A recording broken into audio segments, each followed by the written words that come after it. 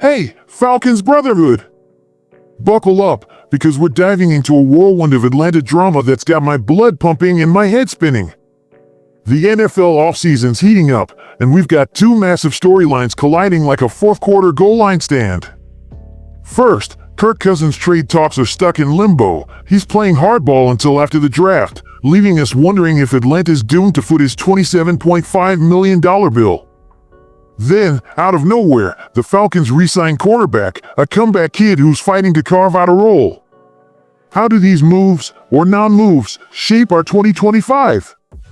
I'm breaking it all down, tying it together with Falcons pride, and trust me, you're gonna want to sound off in the comments by the end.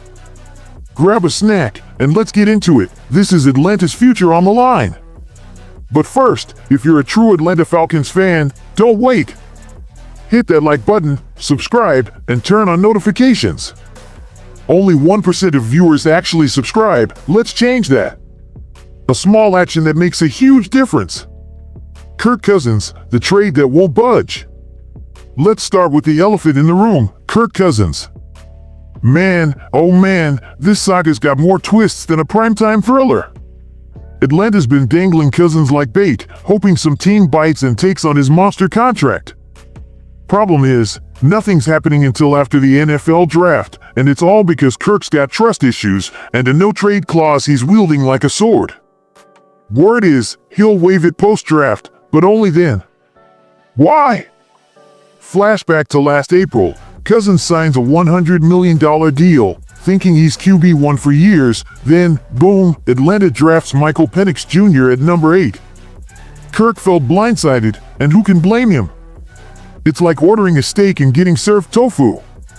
Here's the deal. Cousins' 2024 was a meltdown. 5 picks in 2 games, shaky throws, and a benching after Penix lit up the Saints in December.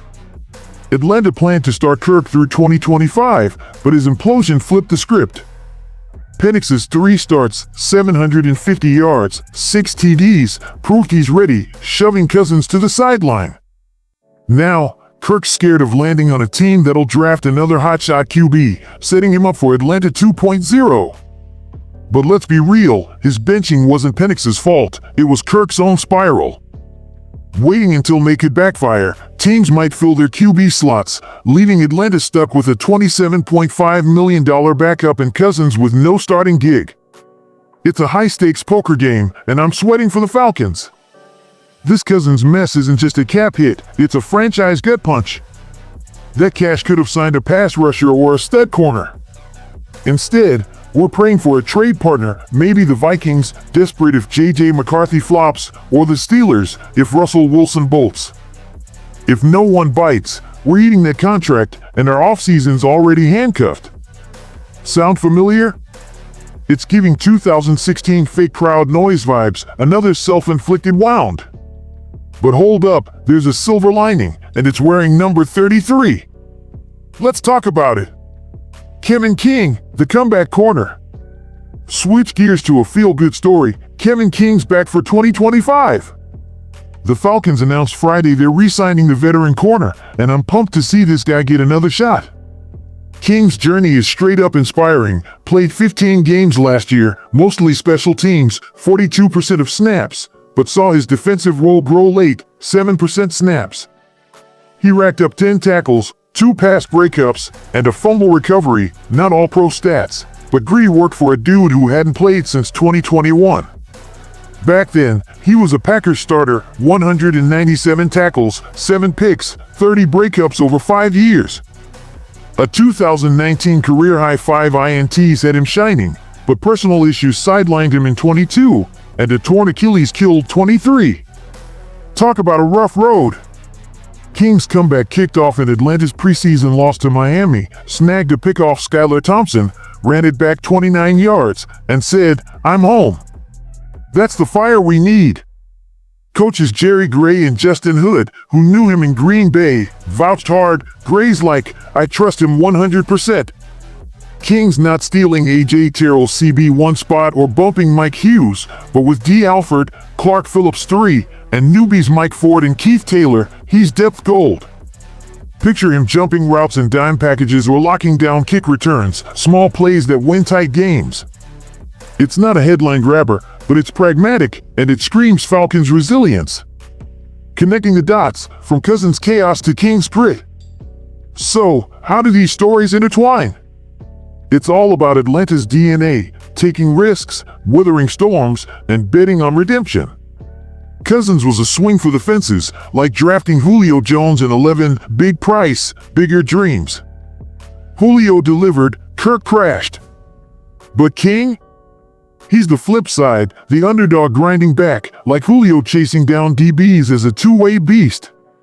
Kirk's trade delay ties our hands, limiting splashy moves, but King's deal shows we're still building smart. Every dollar stuck on Cousins is a dollar we can't spend on a star edge like Michael Williams at 15. King's low-cost grit frees up focus, let him lock down special teams while Penix airs it out, unshackled from Kirk's shadow. Think about Julio's 2019 walk-off TD, 4th and 3, a 54-yard screen to bury Philly. That's the clutch vibe King brings on a budget, saving us from Kirk's cap nightmare. If Cousins' trade flops, King's hustle could be the glue. Think a late-game breakup to seal a divisional win. Atlanta's burned before. $100 million on Kirk feels like that 2016 draft pick lost for nothing. But King's comeback is a reminder. We rise by betting on heart, not just cash. Pair him with a draft haul, say, Malachi Starks for the secondary, and we're not just surviving, we're thriving. The bigger picture, Atlanta's 2025, fork in the road. Zoom out, fam, this offseason's a crossroads. Kirk's saga could tank us. $27.5 million for a backup is a gut shot, strangling our free agency like a python. If no trade happens, we're stuck, and Penix faces pressure with a thin roster. But King's signing is a spark, proof we can find value in the margins. Atlanta's secondary needs depth, our special teams need dogs. King delivers both, letting us dream bigger, maybe Amari Cooper to juice the offense or a trade up for a pass rusher. Julio's legacy, mossing Keatley, torching Green Bay for 259, demands bold swings, but smart ones. Cousins was bold and dumb, King smart and scrappy. What's next? If Kirk's traded post-draft, say, to Pittsburgh for a 4th rounder, we're free to reload. If not, King's hustle buys time, keeping us competitive while Penix grows. Either way, 2025's no rebuild, it's a rebrand. A flop means 7 to 10, more groans about same old Falcons. A hit? Playoffs, maybe even NFC South champs, with Penix slinging TDs and King diving for loose balls. It's high stakes, high drama, and I'm all in. Your call, Cousins, King, and Atlanta's future. Falcons Nation, it's your turn. Should we hold our breath for a Cousins trade, or brace for the cap hit? Is Kevin King a steal, or just depth? Who else do we nab, Cooper, a draft stud, or both? Drop your takes in the comments, I'm dying to hear. Julio taught us to dream big, King showing us to fight hard. Smash that like, share this with your crew, and let's argue, 2025's coming, and Atlanta's ready to soar. Go Falcons!